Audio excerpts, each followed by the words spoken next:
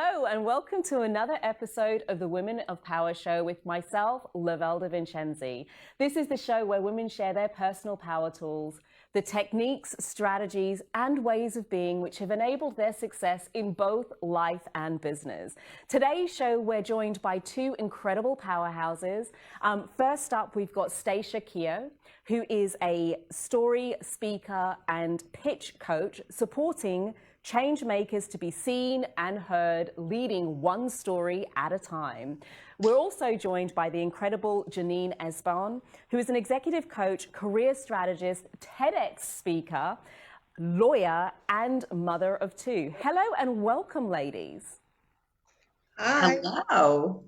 It's great to have be you here. both on the show. Stacia, I'm very excited to hear a little bit more from you, actually. So being a speaker coach myself, I'm often running into women who are very, very keen to tell their story. So before we even dive into it, how did you get into story coaching and speaker coaching? Like, where was the starting point for you with that? Well, I've been a traditional performance storyteller for over 30 years. So I've been telling traditional tales all over the place in schools and in public venues and in tents and festivals for quite a long time. And I really got really intrigued, I think, with personal stories, people's own stories, because people are grabbing onto traditional tales because they're looking for that DNA to find out, how do you do life? And of course, it's all contained in those stories because that's how people have been doing life for, thousands and thousands and thousands of years. And I started just working with people on speaking skills, but ever present was people going, you've got to tell your story, or you've got to, use story. But not many people understood what a story was, how to find one, how to structure it, and how to use it. And so that's how I developed my business, with answering just those questions, where to find your story, how to structure it, and then how to match that to your message so that it really illuminates and resonates with people. Because at the end of the day, storytelling is an audience formed craft. So it's about listening as well as telling. It's kind of like if a tree falls in the forest, do you hear it? So you want your story to go out, be heard, and then repeated. So that's really how I started in with it, is taking the speaking coach skills that I have of public speaking, using your voice and all of that, presentation skills, and enveloping story into it. Love it. And the truth is, we all have a story within us, don't we? We've all got experiences which create those stories. Janine, as a career strategist and executive coach, where do you find that those stories become important in people pursuing their career further? Yes, absolutely.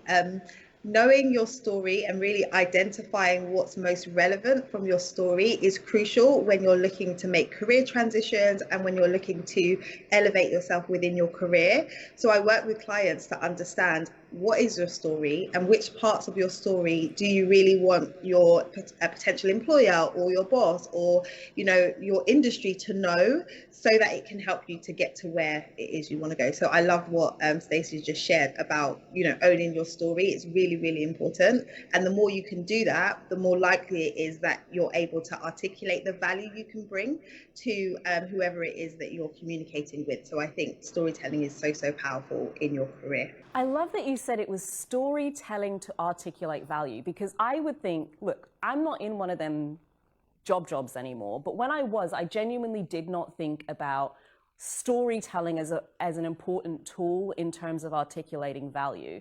So Janine, how do you bring this together? What are the key things that you think people need to be able to pull out, whether they're, because I think with Stacia, you're working more with businesses, but there seems like there's a lot of overlap between whether you're a business or an employee in terms of being able to articulate your value through story. Is there a step-by-step process, Janine, or some key things that people should be aware of to help them to better articulate their value? Yeah. I think the point that Stacia mentioned about your story being remembered is crucial. The reason why your story will be remembered is if your story is relevant. So the first step is for you to really establish, what do they need to know? What do I want to leave them with about me?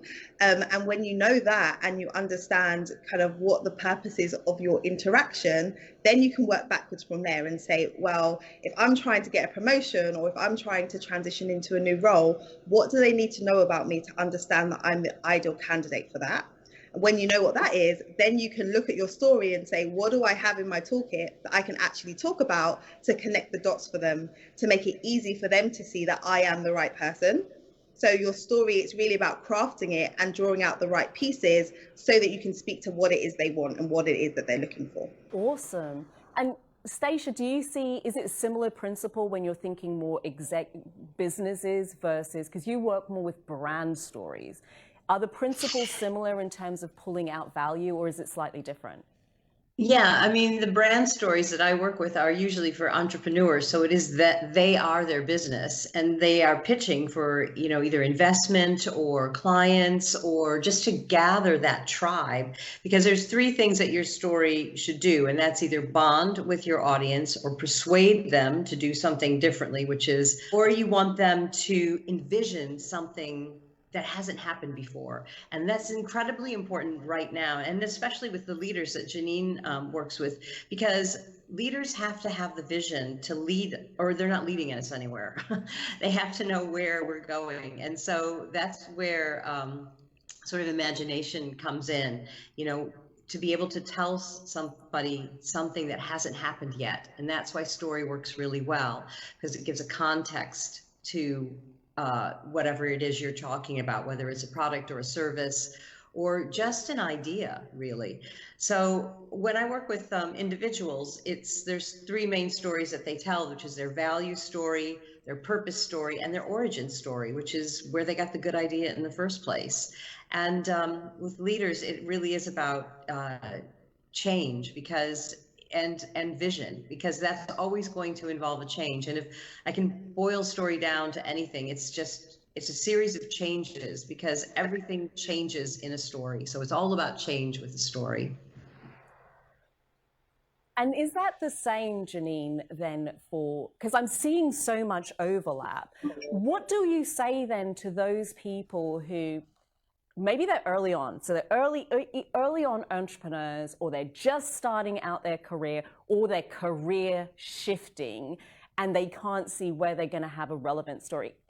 Are there any top tips for pulling out those value propositions or those stories that are going to be relevant when it seems like maybe there's nothing that you've done before that's relevant? So you're brand new or you're transitioning career.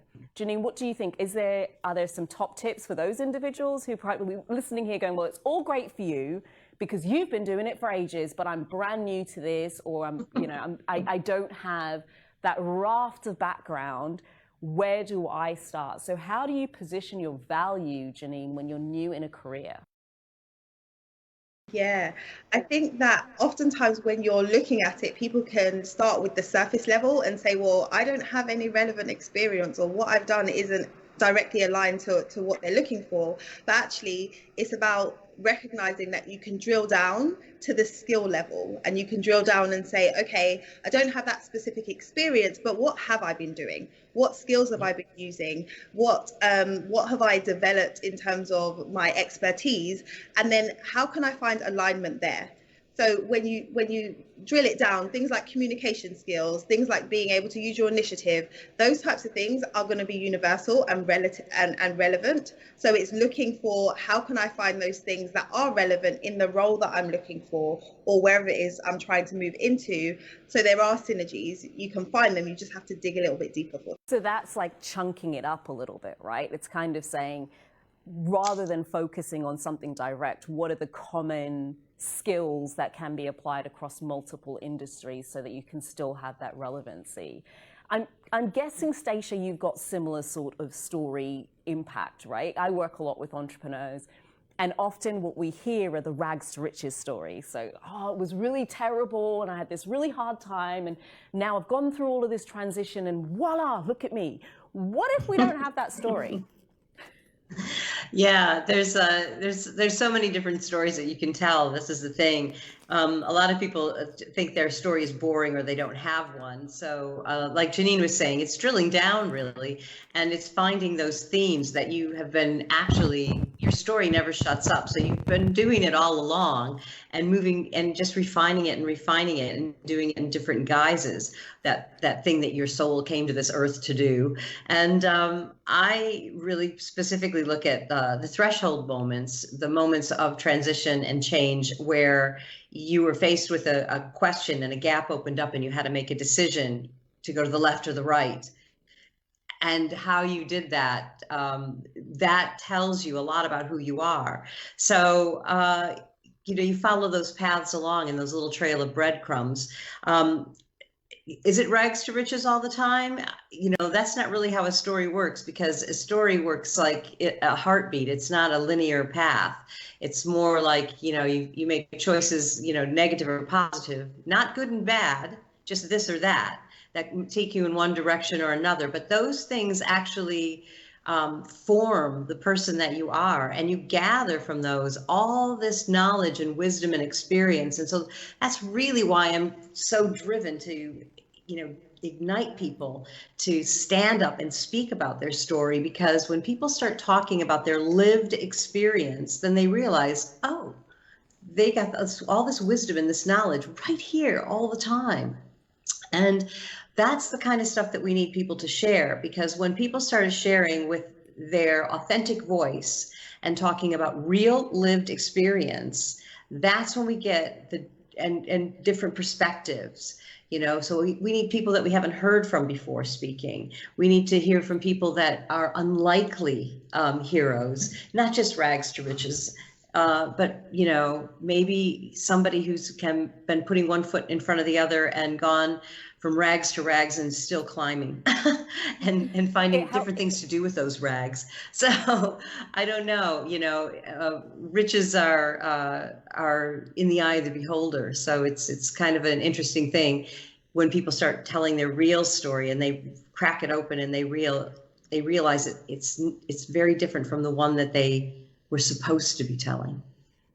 It's really cool that you said that, because we can't, I guess not everybody can necessarily relate to the rags to riches, because that's not everybody's experience. And you touched on a few things there that I think is quite important. When we're talking about experiences, we're currently in this pandemic. Well, at the time of filming this particular episode, we're totally in a pandemic. And for many, that experience can be quite challenging for those who perhaps are in a career that they're not loving right now, or they're wanting to kind of get their voices heard out and transition, where some companies might have had to put a lockdown on a hire freeze in terms of being able to pay people more. Janine, what top tips can you give for people to navigate the current landscape we're in? And if you're listening to this or watching this after we've passed through the pandemic, there's always opportunities, there are always times within organizations in which things are a little bit tougher and it can be harder to progress in career. Is it still possible to do that even when the market is down? Yeah, it is possible. And I've seen clients who have landed roles in the midst of this pandemic. I think the key is to recognize that the focus needs to be different, and there needs to be a shift, because you need to recognize the landscape that you're in and speak to that. So when it comes to organizations, are they hiring? Yes, but who are they hiring? They're hiring people who are helping them to solve their problems, who are helping them to navigate this pandemic, who are helping them to achieve their objectives. So when you're looking at, applying or positioning yourself, you can't just come at it from a place of, I want a promotion or I want this new role. It's recognizing what they're looking for, recognizing what their struggles are, and you be the solution to their problem. And you know how to position yourself as the solution to their problem. That's how you're able to navigate it and advance in this time, because at the end of the day, companies are going to hire where there's a necessity. So if they are growing, they're in a place where they have to replace people, that's when they're going to hire. So you just need to know what's their objective and how do I fit into that. companies, it's about positioning. And I suppose brand stories are also very much about positioning. Stacia, what is it that you think? Because, I mean, brand stories are, I want to say a weird one. They can be a challenging one to wrap our heads around, positioning our brand effectively. What would you say are some of the biggest mistakes you see people do when it comes to writing that brand story that attracts the ideal client, investor, and so on and so forth?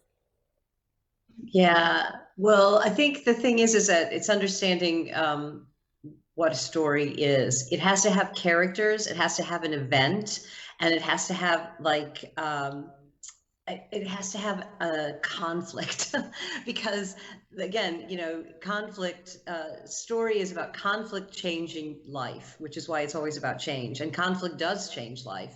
And so I always tell people, don't be negaphobic, you know, like you were saying, the rags to riches, but the riches to rags story is far more interesting. How you had it all and lost it, and then what are you going to do? So I think with a brand story, the common mistake that I see people make is they don't really talk about a specific event and really build that out and show the transformation that what they do brings to their client. And they have to have a character, because what people want in a story at the end of the day really is they want new information, but they want an old mirror so that they can recognize themselves or someone that they know or someone that they aspire to be or someone they never want to be in that story, because we identify.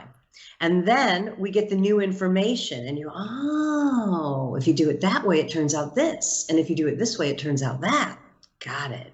So I think with the brand story, it's building out that normal, that setting. And the more you build that out, then you've got much more landscape and information that you can change. Then you have your framing character that goes through it. And I know a lot of brand stories have used the hero quest structure to death, but that's a story for another time. But and they make their client the hero in that story. But we need to see your client as in that story, and then seeing the emotion, the authentic emotion, because that's exactly what story can do. It brings out all the sensory feels so that people can lean into it, because people can then hear it, they can see it, they can feel it, they can taste it, they can smell it, and they go, ah, yeah, I know that place.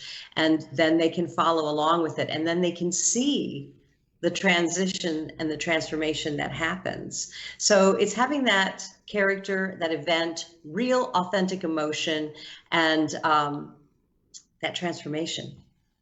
Authentic emotion, transformation. But something you said there really struck me, and that's being able to see yourself in the story. And Janine, yeah. I know you work almost exclusively with high achieving women. And if we're honest, we already know, and part of the reason why this show exists is because in positions of senior management and leadership, we just do not have enough women in those sorts of positions. So it's quite difficult for us to be able to see ourselves out there in the space.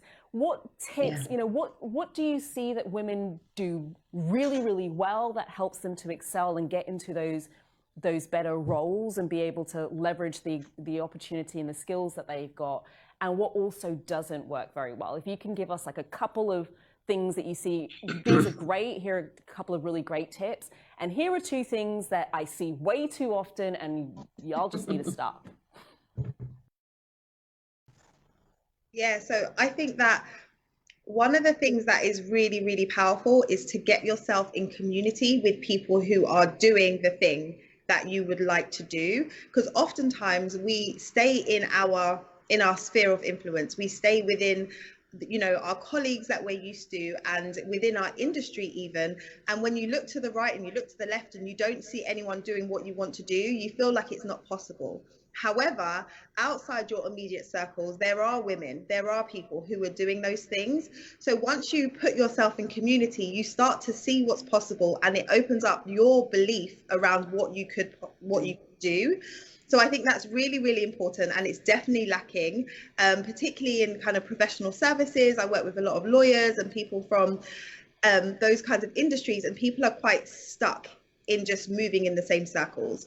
So I would say moving outside of where you normally operate to find your people who are doing those types of things. And then also recognizing that just because you haven't seen it done before doesn't mean you can't be the first person.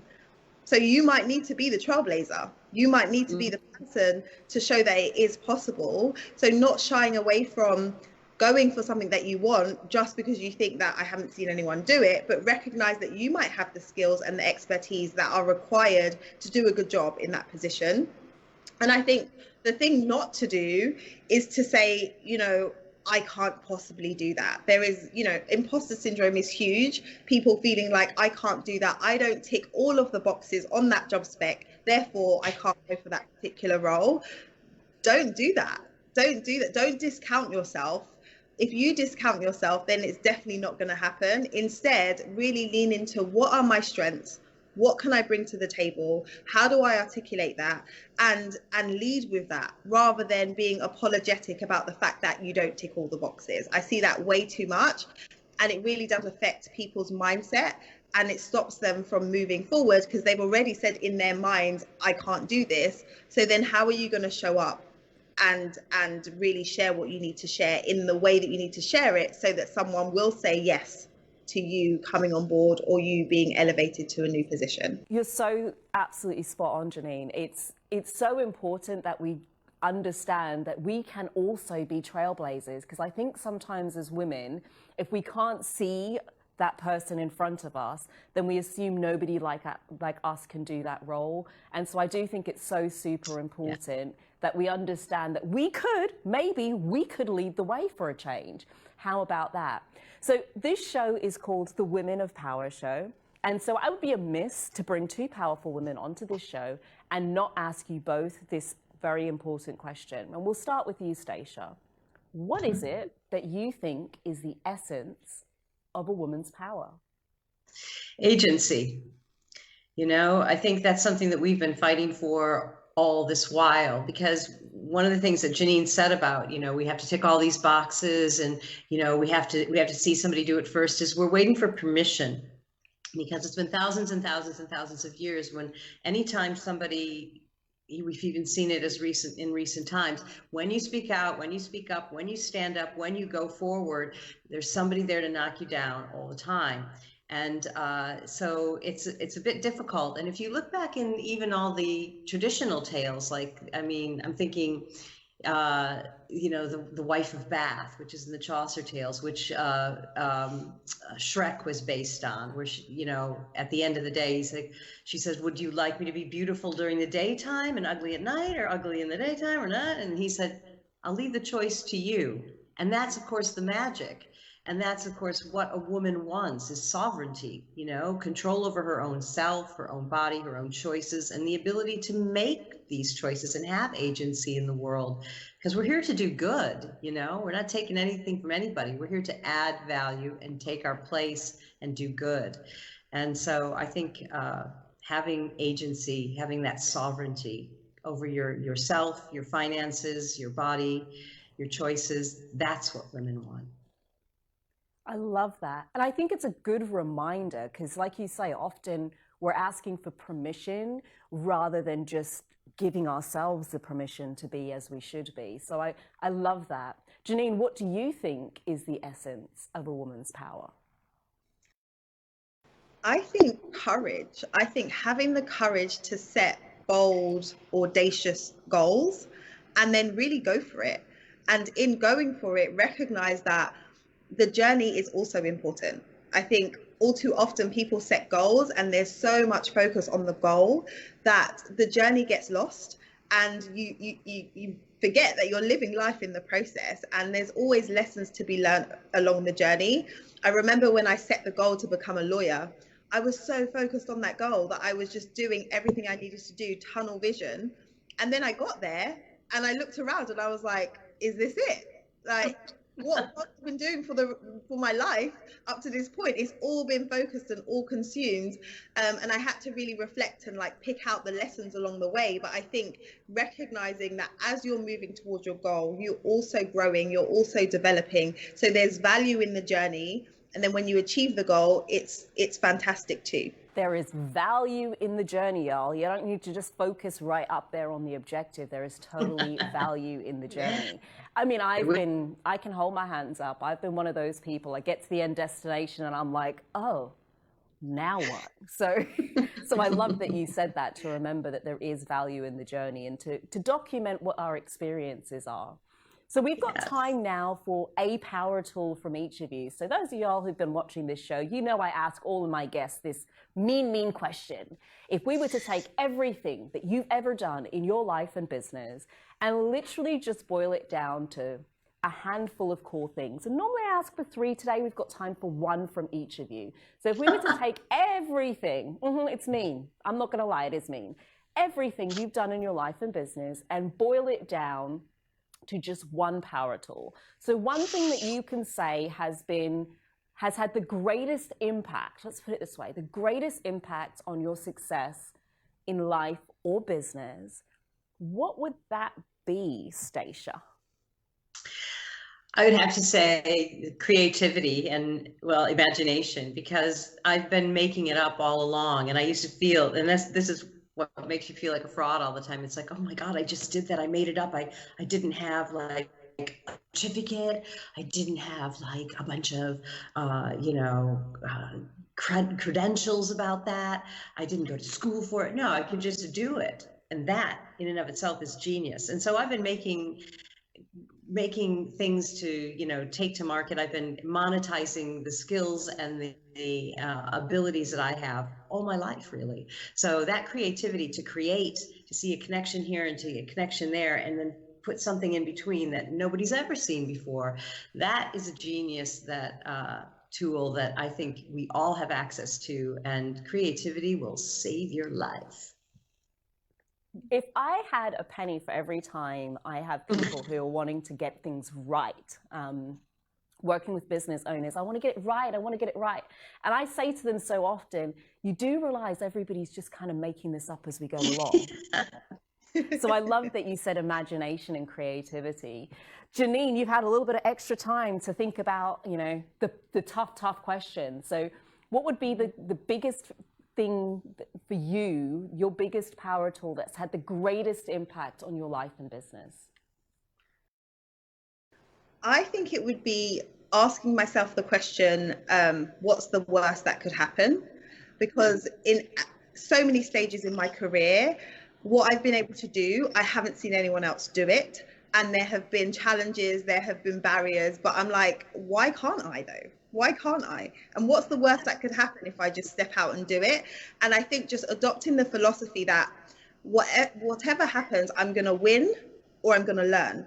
So yes. I've taken away the fear of failure and recognized that, yeah, it might not work out, but I'm going to learn something, so I might as well go for it. And I think that served me really well, both in my career and in my business, because I'm just going to do it and just figure it out as I go. As you guys have just said, you're just figuring it out, but you have to be in it to win it, right? You have to put yourself out there if you're going to experience new things. Those two kind of go hand in hand, like have the imagination and creativity to come up with something new and different, and then have the gumption to do it, because you're either going to win and you'll succeed and get it done, or you're going to learn a whole bunch. And unfortunately, we seem to classify learning as failure. And to me, we can read books and learn, but if we learn through experience, that's a failure. Not good enough in my book. Not good enough in my book.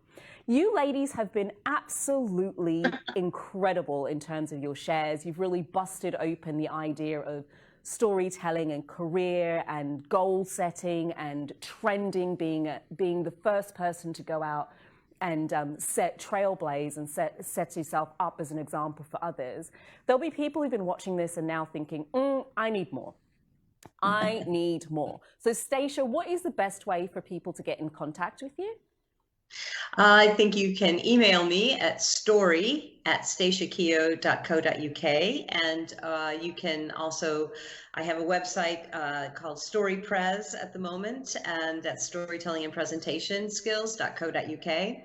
You can book on to a discovery call, or I do several little packages where if you're going to be presenting and you're bricking it or pitching and you're like going, I can go in there and rescue you.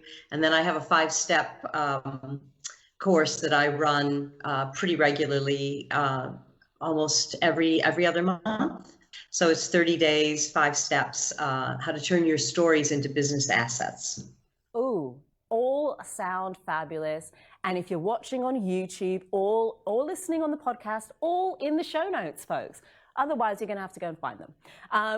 Up next, Janine, how do people get in touch with you? Because there's a lot of stuff that you do with women right now in terms of supporting them in up-leveling their careers. So if there's somebody who's listening or watching right now and really interested to dive a little bit deeper, what's the best way of getting in touch with you? Yeah, so I would say come and connect with me on LinkedIn because I love hanging out over there. Janine Esbrand on LinkedIn. Also go and check out my podcast. So my podcast is called the Career Changemaker Podcast. It's on iTunes and all of the other places where you listen to podcasts. And I run a career clarity program, so for people who are trying to figure out what the next step in their career should be. And so if you head to my website, lightboxcoaching.com, you can find more details about it there. But the best way is just to connect with me on LinkedIn because I like connecting with people and having conversations. So I would say that's the best place to go. Fantastic. Do go and check out those details again as well in the same location. So if you're watching on YouTube, you'll see them in the show notes. If you're listening on the podcast, you'll see those in the show notes. If you're watching on the TV show, then you'll have to go and find the show notes. It's been wonderful speaking to both of you ladies today. Thank you so much for all the great work that you're doing in the world and for helping us to decide upon those stories and the value that we really bring such that we can have a greater impact in the world. That brings us to the end of today's show. If you're watching or listening, please make sure that you give us a comment and a like. And until next time, have a wonderful rest of the day wherever you are in the world. Ciao for now.